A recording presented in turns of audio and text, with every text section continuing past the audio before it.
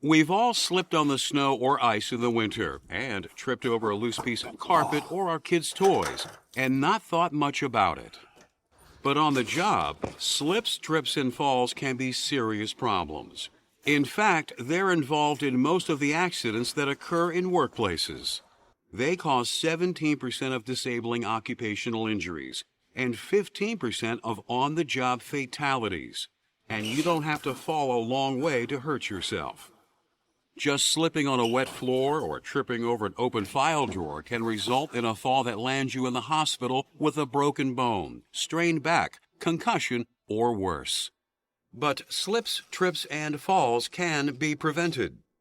In this program, we'll discuss the mechanics of slips, trips, and falls, the types of hazards that you're likely to encounter that lead to them, and the safe practices and equipment you can use to stay safely on your feet.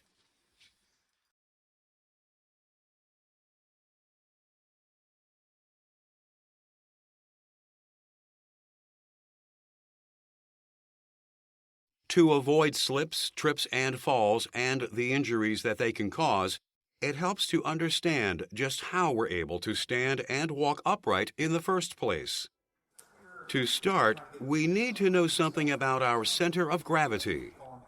A person's center of gravity is the point where the weight of the body is equally distributed, half above and half below, and it plays an important part in every movement that we make. Imagine that you're standing up straight. Now draw a triangle, with your feet forming the 2 points at the base and the third point of the triangle at your lower back. This upper point is located roughly where your center of gravity is.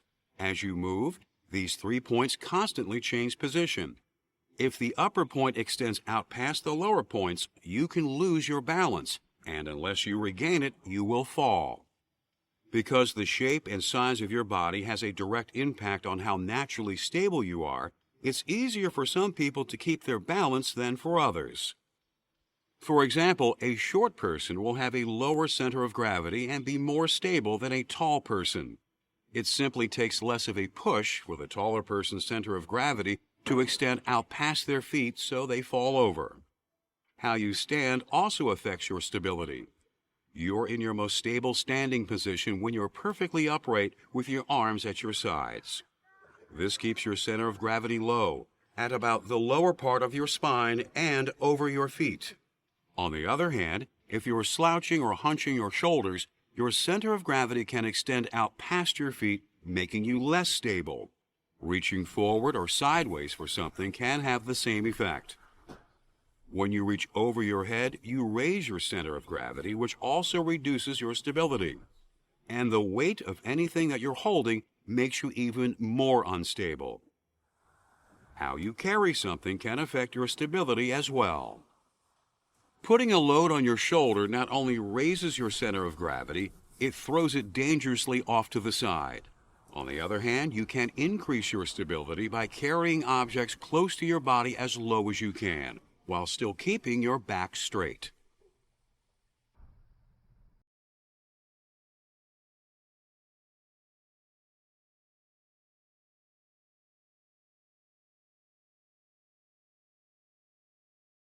We tend to take walking for granted, but it's actually a pretty risky activity because it requires us to fall and catch ourselves with every step.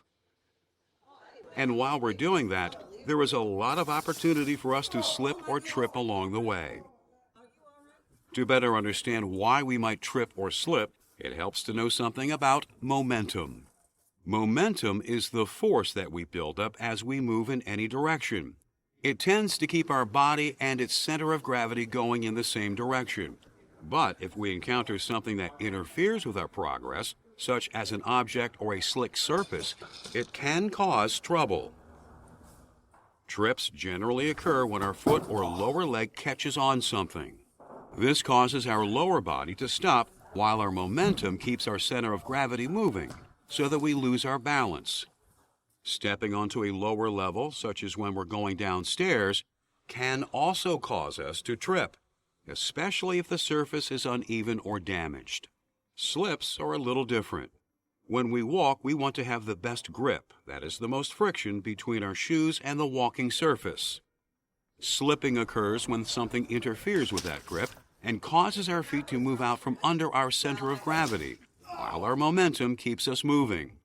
This causes us to lose our balance, which, like tripping, can also result in a fall. It's important to remember that our momentum increases when we walk faster and when we carry more weight, things that we're very likely to be doing when we're on the job. So the faster we go and the more that we carry, the more attention we need to pay to potential slip and trip hazards. In addition to slips and trips, you need to watch out for fall hazards during a busy workday as well. If you don't, it can lead to pain, injuries, or even worse. For example, if you need to reach something up high, stacking up some pallets and standing on them may seem like a time saver, until the pallets shift out from under you. You should probably use a ladder instead, but be sure to keep your center of gravity positioned between the two upright rails, because losing your balance up there could get you to the ground a lot faster and more painfully than you want. When you are using a ladder, you should also be sure to follow the 3-point rule. Keep one hand and 2 feet, or 2 hands and a foot in contact with the ladder at all times. And remember, you don't have to be up high for a fall to cause a serious injury. So you need to be careful when you're off the ground at any height.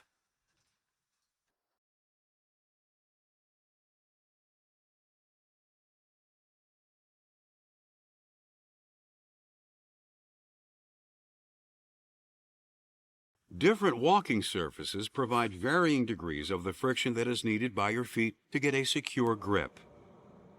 For instance, carpeting provides a better grip than a smooth tile floor, and a dry tile floor provides a better grip than that same floor when it is wet. You can avoid slipping by being aware of the type of surface that you're walking on and how much traction it typically provides. The walking surfaces you encounter can be divided into 3 types: non-slip, moderately slippery, and slippery. Non-slip surfaces provide good traction regardless of whether they are wet or dry. They include rubber mats, carpet, surfaces covered with non-slip coatings, and rough textured concrete. Moderately slippery surfaces are reasonably slip resistant when they're dry, but can be very slippery when they're wet. These include vinyl flooring, unpolished ceramic tile, unfinished wood, and smooth concrete. Slippery surfaces don't provide much traction at all, whether they're wet or dry. They include polished marble and tile, smooth metal, varnished wood, freshly painted concrete, and of course, ice. Outside of your building, you need to be careful when walking on sidewalks and pavements that may be wet or icy. The most slippery places inside of buildings tend to be near entrances, restrooms, and around machinery. Often, the floors in these locations are made of moderately slippery materials, such as vinyl, tile, or painted concrete, which can become skating rinks when they get wet. If possible, these areas should be covered with non-slip materials, such as rubber mats or carpeting. You should always keep an eye out for oil, grease, and streak grime on any walking surface. They can all increase a surface's slipperiness. Accumulations of dirt, sand, or other granular or powdery materials can also make surfaces more slippery. And whether you're walking inside or outside, watch your step on ramps or other sloping surfaces. Your likelihood of slipping increases significantly when a surface isn't level.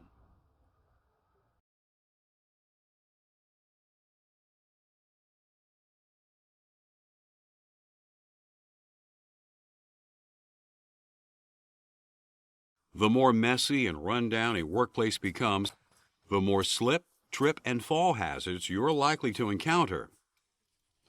But following good housekeeping and maintenance practices can prevent these incidents, as well as the injuries they cause in these environments.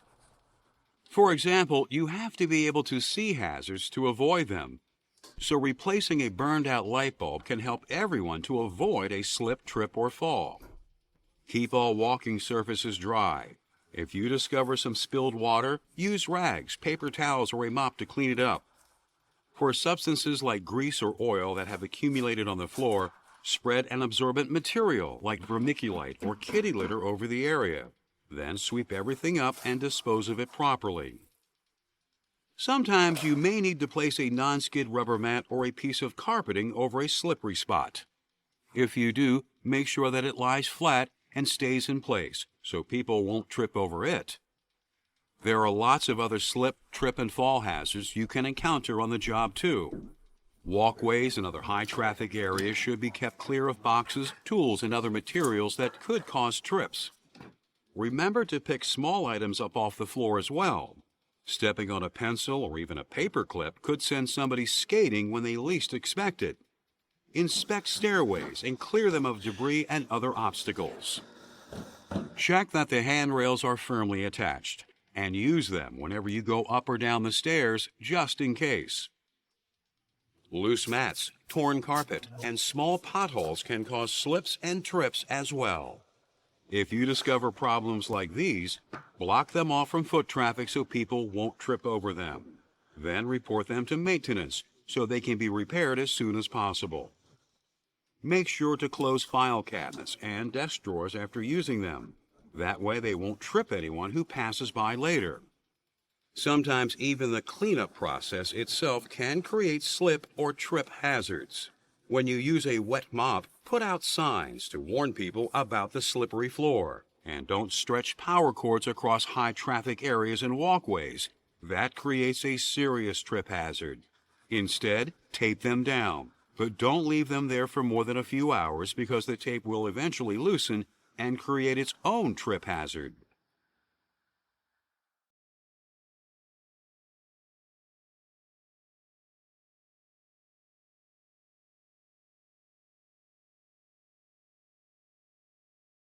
While it's important to reduce or eliminate any slip, trip, and fall hazards that exist in a workplace, it's always a good idea to wear shoes or boots that will help protect you from them as well. They should fit properly, be comfortable, and have soles and heels that are suited for the surfaces that you will be walking and standing on. Avoid sandals and open-toed shoes altogether. They have straps that can catch on things and cause you to trip. The heels of your shoes are especially important. Most slips occur when there is not enough friction between your heels and the walking surface beneath them. To get a secure grip, the heels on your shoes should be low and wide. High heels may look nice, but they can create real slip and trip hazards. They provide very little traction for your feet and can trip you by catching on carpet or irregularities in a walking surface. High heels also make you naturally unstable because they raise your center of gravity. Pay attention to the soles of your shoes as well. Soles made of synthetic soft rubber, such as those on sneakers and most walking shoes, can grip dry surfaces well, but may slip in wet conditions. Many work boots have soles made out of hard rubber. These soles don't create particularly good friction on dry surfaces, but have good traction in areas that are wet or greasy. Some men's and women's dress shoes with smooth leather soles can lose their grip even on carpet and other non-slip surfaces. Fortunately, many attractive business shoes now come with slip-resistant rubber soles. These are not only a lot safer, but can also be more comfortable. Raised patterns or texturing on a shoe's sole called tread can greatly increase their slip resistance as well. Some work shoes and most work boots have especially deep treads. This improves their grip and channels away water or other liquids that could reduce the friction they have with a walking surface. But an embedded pebble or thumbtack can turn even a slip-resistant shoe into a skate. So inspect the treads on your shoes frequently and remove any foreign objects that you find.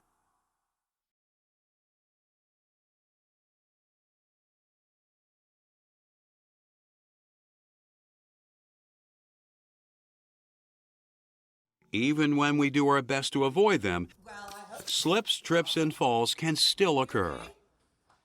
They happen quickly and without warning, so it's important to know ahead of time what you can do to avoid an injury or lessen its severity and how to treat any injuries that might result. What you do with your body when you fall can make a big difference in how much of an injury, if any, could occur. The important thing to remember is to stay loose. Relax, don't tense up. Bend at your elbows and knees. Allow your muscles to absorb the impact gradually and roll in the direction of the fall. Do not try to break a fall with your hands. If you land with all of your body weight on a hand, you could seriously sprain your wrist or even break some bones. If a coworker is hurt in a fall, there are some first aid guidelines you should follow.